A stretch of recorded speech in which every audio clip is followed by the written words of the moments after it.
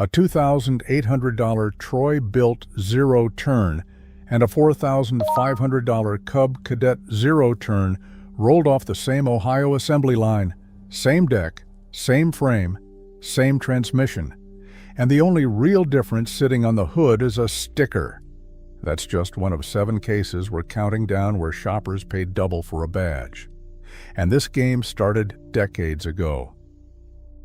Number 7. The Sears Craftsman and Roper Riding Mower partnership set the template for badge engineering long before it became standard in the industry.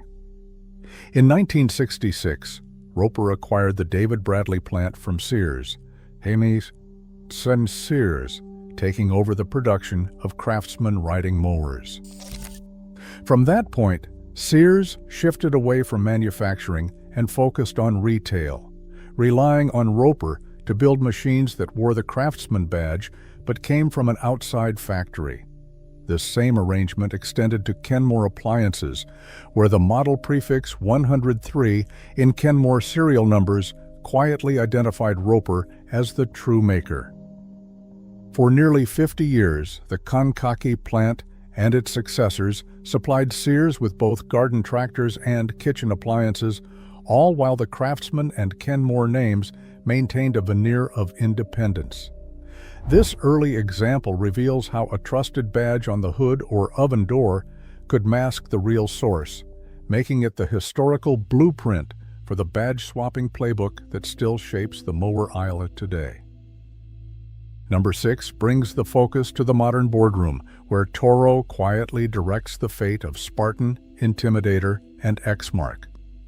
In 2022, Toro paid $400 million to acquire Intimidator Group, the parent of Spartan Mowers, folding it into a corporate structure that already included Exmark as a long-standing Toro brand. On the surface, these brands compete with distinct dealer networks, separate websites, and unique marketing campaigns. Yet the financial filings and press releases tell a different story. All 3 now report earnings to the same parent company, and strategic decisions flow from the same executive team. Toro's leadership has openly discussed leveraging shared technology, procurement, and manufacturing efficiencies across these lines, even as each brand maintains its own identity and production footprint. For shoppers, what looks like a crowded field of rivals is often a carefully managed portfolio, where the lines between true competition and corporate coordination blur behind the badge. Number 5. The story of Excel Industries, Hustler Turf Equipment, and Big Dog Mower Company reveals how a respected commercial mower brand can quietly lose its independence while the badge stays familiar on the lot. In December 2021, Stanley Black & Decker finalized its acquisition of Excel Industries for $375 million, adding both Hustler and Big Dog to a corporate portfolio that already included MTD, Cub Cadet, and Troy Built. The combined value of these outdoor equipment deals approached $1.9 billion, signaling a dramatic consolidation at the top of the market. Hustler's roots run deep in Heston, Kansas, where its reputation for commercial-grade durability was built over decades. Yet after the sale, both Hustler and Big Dog continue to operate under their established brand images, even as strategic decisions, supply chains, and dealer incentives now flow from the same parent company. For buyers, the mower may still look like an independent machine, but the ownership reality has shifted. The badge on the hood might feel unchanged, but the corporate structure behind it is anything but. Number 4 brings the spotlight to Exmark and Toro, 2 names that share more than just corporate paperwork. Exmark operates entirely within the Toro family, drawing on the same production network and supply chain. But here, the story takes a turn away from simple badge swapping. Exmark's reputation among commercial mowing crews is built on deck engineering that goes beyond cosmetic tweaks. The company's decks are specifically designed for higher ground speeds and reliable performance in wet, heavy grass, conditions that can bog down lesser machines. Contractors who run Exmark machines daily trust them for their ability to keep cutting when the weather turns against them, a practical difference that justifies a higher price tag. While Toro and Exmark mowers may emerge from the same factory, the engineering under the Exmark badge is aimed at relentless, high-hour use. This example proves that shared ownership doesn't always mean identical machines, and sometimes the extra dollars really do buy more than a name. Coming to the top three, the story of Cub Cadet, Troy-built yard machines, and Bohlins reveals the most transparent case of badge engineering in the American riding mower market. All four of these brands are built by MTD Products, a company headquartered in Valley City, Ohio since 1932, with manufacturing plants stretching across Ohio, Mississippi, and Tennessee. The evidence is right on the showroom floor. The Troy-built Super Bronco and the Cub Cadet XT Enduro share the same chassis, deck shell, core engineering, and drivetrain layout. Dealers and mechanics frequently cross-reference belts, blades, spindles, and pulleys between these models, confirming that what is under the hood often matches part for part. MTD's approach turns brand loyalty into a pricing ladder.